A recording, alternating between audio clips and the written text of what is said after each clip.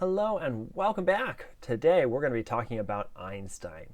Now, everybody knows Einstein. I mean, he's just essentially a household name, which is rare for scientists to be household names, but Einstein is definitely one of them. And of course, his most famous equation, E equals mc squared. A lot of people know that too. Even people who know nothing about science know E equals mc squared. However, most people, probably including you, have never actually used that relationship and said, well, what does that mean? What does it mean for energy equals mass times the speed of light squared?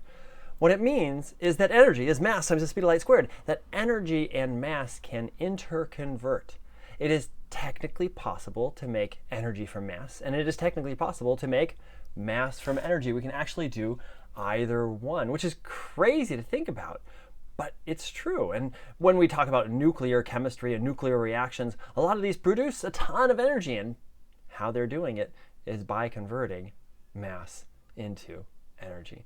So what we're going to look at is how can we actually calculate that? How can we actually figure out how much energy is in mass? And well, you know, the calculation, the equation right there is pretty simple. It's E equals mc squared. But what does that come out to? What does it mean that we're talking about conversion of energy and mass? And what we're going to do is we're going to look at a very simple atom. And we're going to look not just at the atom, we're just going to look at the nucleus of the atom. And we're going to look at oxygen 16. So the nucleus of oxygen 16. It's made up of 8 protons and 8 neutrons. Now, it turns out these are all things that we can measure very precisely. So I've watched you guys and graded your stuff all through the semester. Those of you who love to write down every single digit your calculator gave you, you're going to love this work because we're going to talk about things down at the 7th digit, 8th digit, and things like that. So you're going to actually, hey, see, I should have been keeping those the whole time. Okay, so yes, what are we going to do? What we're going to do is we're going to say, well, how heavy is this? How much does it weigh? Hey, heavy. And how heavy is this? How much does it weigh? And you're like, well, they're the same because, right, oxygen 16 is made up of 8 protons and 8 neutrons. If we're just talking about the nucleus, which we're just talking about the nucleus here, they should be exactly the same. But it turns out they're not. So let's figure out the difference. So what we're going to do is we're going to add up the protons and neutrons first. And again, we know these things very well. So a proton weighs, ready, 1.6749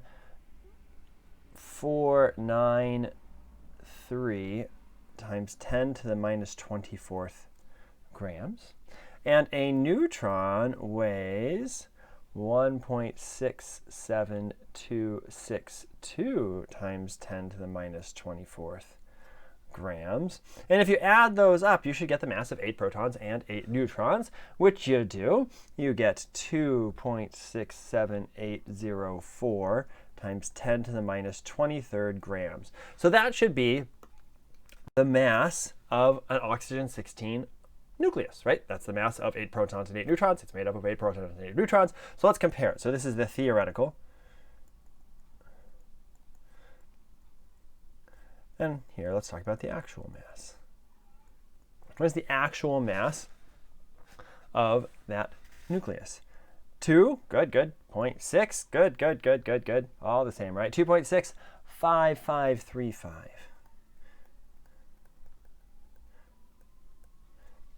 There's a difference between them. Now, the difference is pretty far out there, right? It's not in the 2.6, it's not in the 2, not in the 2.6, it's in the 2.65, 2.67. Okay, so there's some difference in mass. Let's actually subtract these here. And what I get is a mass difference of 2.269 times 10 to the minus 25th grams is what we call the mass defect. Now, scrolling back up to Einstein over here, here's a quote he could have said but never did, is that every one of your atoms is defective. Right now, really, he didn't actually say that, so it's just a quote I made up. But in every atom inside of you, there's a little bit of mass defect. A little bit of mass defect. What is that mass defect? It's the difference between the theoretical mass of what your nucleus should weigh and the actual mass of what your nucleus should weigh. Which one's smaller? So go ahead and look. Which one's smaller? And hopefully you looked at the actual mass, well, that's 2.65 is smaller than 2.67. So this one is smaller. Now, why is that smaller? Well, because it turns out when you take these 8 things that are separated, right? What happens if I try to take a proton and put it to a proton, right? It stretches apart. It bounces apart due to that electrostatic repulsion. But what did we talk about a little while ago? We talked about the strong force. That if you get those protons close enough together, they're held together by that strong force. And that's a really strong force. In fact, it's so strong, it's converting some of the mass of those protons into energy. Right? So our mass defect is the amount of mass that's been converted to energy. So if you took 8 protons and 8 neutrons and were able to just smash them together, you'd actually get out the energy equivalent to 2.269 times 10 to the minus 25th grams of stuff. Because that's mass that literally disappeared. Like, it just disappeared. When you put those things together, it's just gone.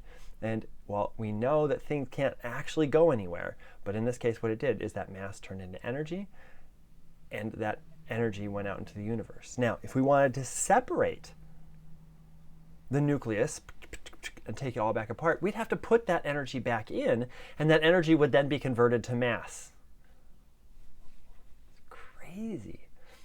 So we'd actually have to do the reverse of this reaction. Now, what is that mass defect? I mean, 10 to the minus 25th gram, that seems like an awfully small number to me. But let's go ahead and figure out what it is in terms of E equals mc squared. Now, if we're looking for energy in joules, you remember the joule, I'm sure you remember this, is a kilogram meter squared per second squared. So we need to make sure that our mass units are in kilojoule or kilograms. So we're going to say 2.269 times 10 to the minus 22nd kilograms and convert that guy. Now, we're going to go ahead and convert that to grams per mole. Why are we going to convert that to grams per mole, or kilograms per mole, I should say? Because we want to be able to get a unit of joules per mole out of that. So I'm going to go ahead and say that we've got our grams per nucleus there. So I'm going to put this to say kilograms per nucleus. Now, nucleus is what's called a pure unit. It doesn't actually have any meaning. It's there just to help me out. So I can just add it. Right? It's just a reminder that I'm doing this per nucleus multiplied by Avogadro's number, 6.022 times 10 to the 23rd nuclei per mole. And I get a number of 1.366 times 10 to the minus 4th kilograms per mole. A really small number, right? 10 to the minus 4th kilograms per mole. We're talking about a mole of these things, and we're talking about 0.0001 kilograms, or you know, a tenth of a gram, essentially.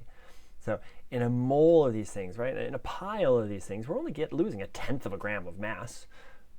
What is that, right? So let's go ahead and plug that into E equals mc squared. E equals mc squared. We've got 1.366 times 10 to the minus 4th kilograms per mole times the speed of light. I'm sure you've memorized that. You don't need to. 2.997925 times 10 to the 8th, but we're just going to round it. 3.00 times 10 to the 8th meters per second. And we got to square that, and we're going to end up with kilogram meter squared per second squared, a joule per mole.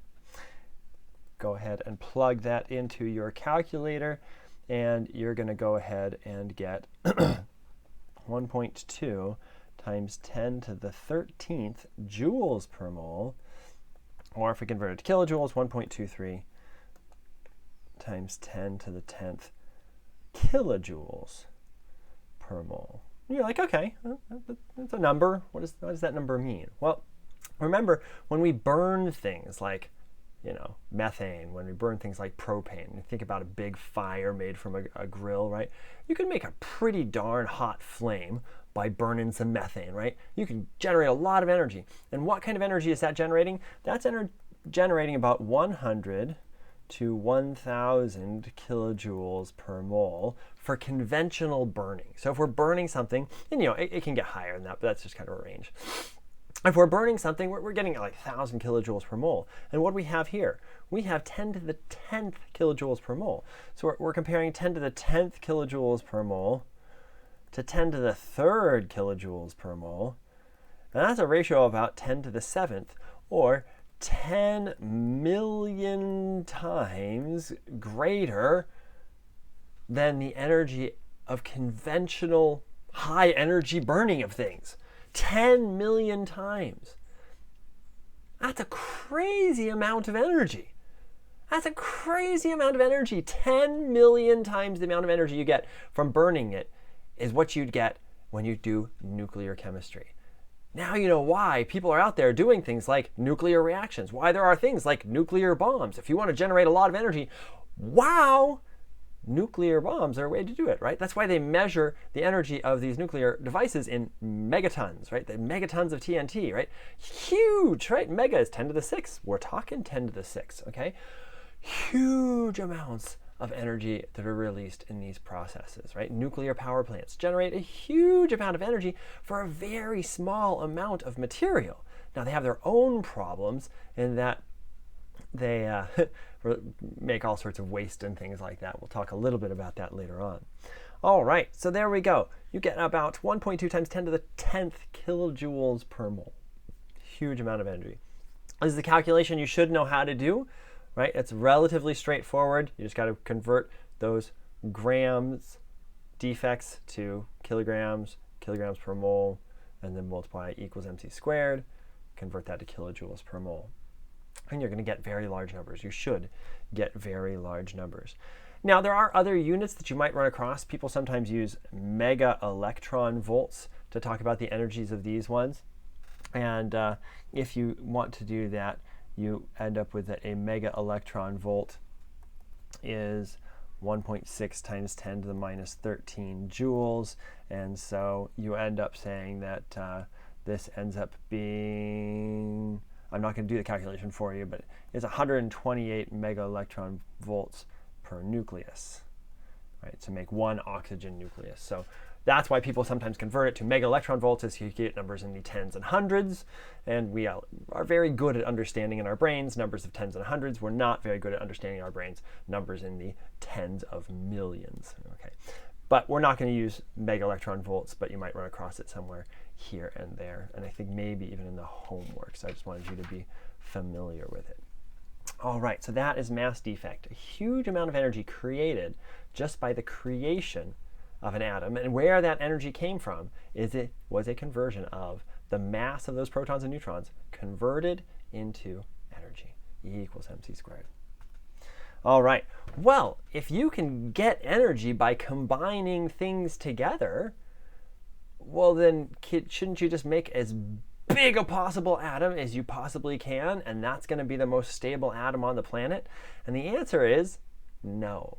Right? So it turns out, yes, we get a huge amount of energy by combining things together. And that's what you see on the left-hand side of this chart here. Here they're talking about the binding energy per nucleon, right? Which is just a fancy way of saying that for every particle, like proton, neutron, that we put together, how much energy do we get out of it?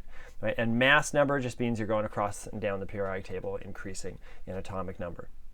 Right?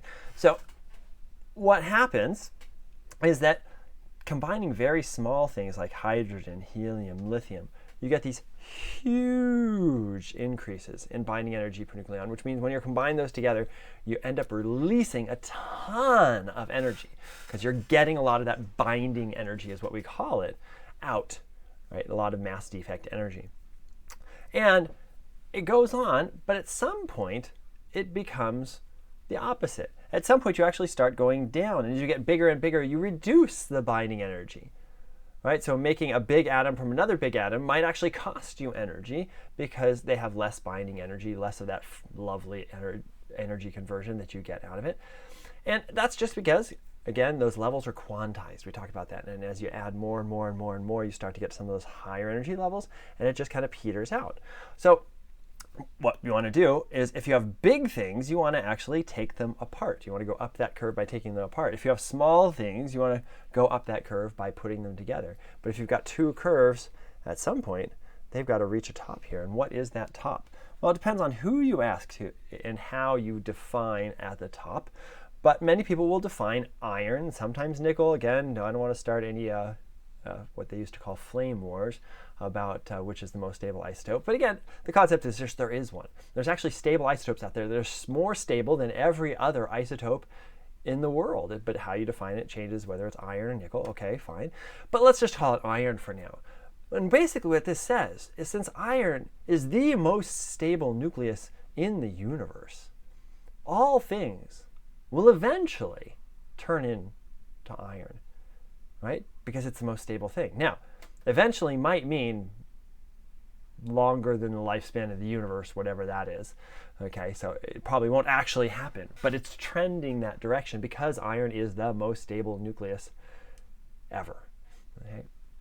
So you look at a little bit of language here they have over here is that if you're moving this direction, if you're taking the big things and breaking them apart, we call that fission. But if you're putting things together, putting small ones together to make bigger ones, we call that fusion. And you can remember fusion, right? Or fusion cuisine. Oh, you take Korean and Mexican combine, that's a fusion cuisine. So when you take lithium and hydrogen, you combine them together, that's a fusion type of thing. And fission then is the opposite. It's taking apart. All right, so that's an interesting thing. There are more stable nuclei and less stable nuclei, and iron or nickel is the winner in that case. All right, thanks so much for listening. Have a wonderful day, and I hope you'd enjoyed learning finally in your life about E equals mc squared.